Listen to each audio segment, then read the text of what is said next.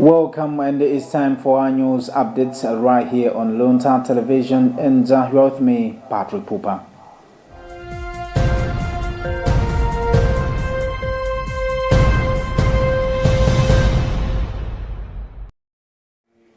Pope Leo XIV has expressed his concern on Sundays over recent developments in Venezuela after United States forces arrested Nicolas Maduro in Caracas on Saturday and brought him to New York for trial.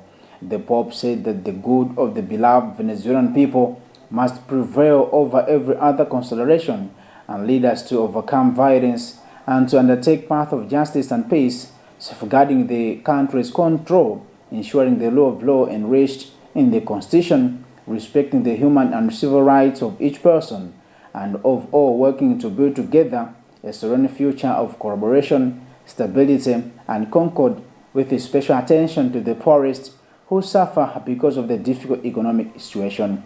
Speaking in St. Peter's Square, Pope Leo invited everyone to pray for the Venezuelan people, assuring them of his own prayers.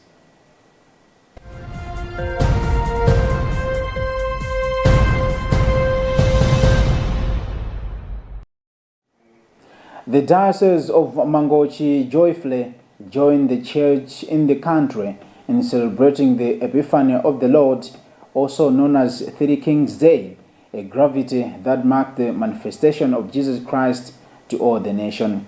The diocesan festivities, led by Bishop Montfort Sitima, took center stage at St. Augustine Cathedral, where the local ordinary emphasized the importance of promoting the faith of young people.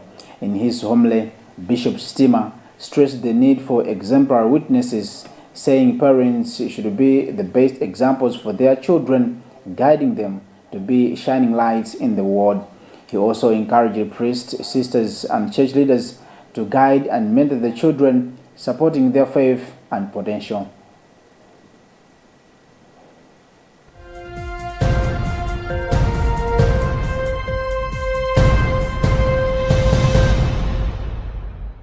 The Ministry of Education, Science and Technology has partially reversed its decision to delay the opening of public secondary schools in the country.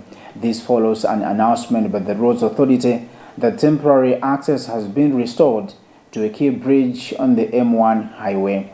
According to Lile Company, Public Relations Officer for the Ministry, all national and district public boarding secondary schools will now open on Monday, January 5, 2026, as originally scheduled before the recent flood disruptions.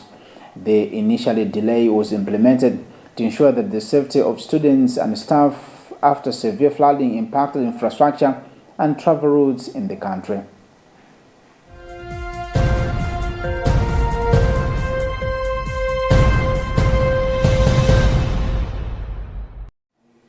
Pastor McLean Chimwenje of Mitundu Baptist Church in Lilongwe has urged pastors across the country to embrace love and unity as they serve in their respective churches, with a strong focus on teaching the lost and spreading the word of God.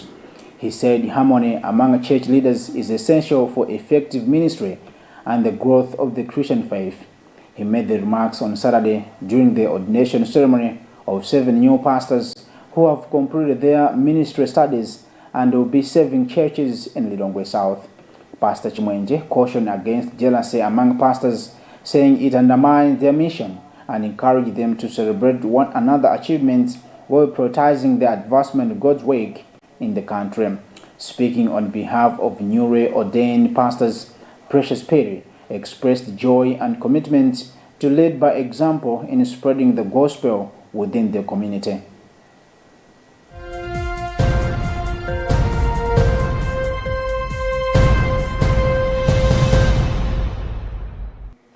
A group of concerned Malawian youth in the country has strongly condemned what they describe as persistent public attacks and unfair treatment directed at Mr. Gangata, the Chief Executive Officer of Master Security and other enterprises.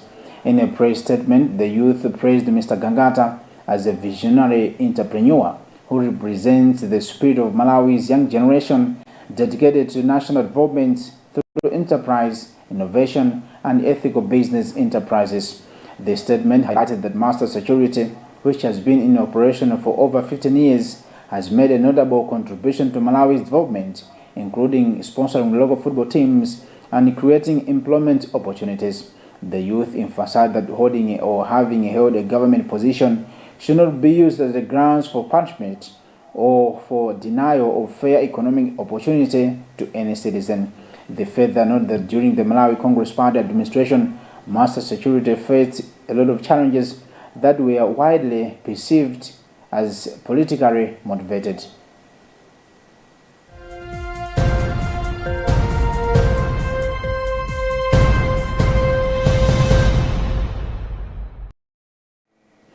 And finally, in sports news, the defending champions of Castel Challenge Cup, Mighty Wanderers FC, have started their title defense on a high note after thrashing Extreme FC with 6-0 at Obre Dimba Stadium in Mchinji district in round of 32.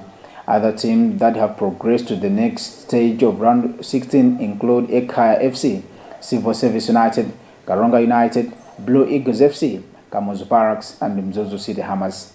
According to Football Association Malawi FAM, the Castel Challenge Cup competition is scheduled to conclude in February 2026.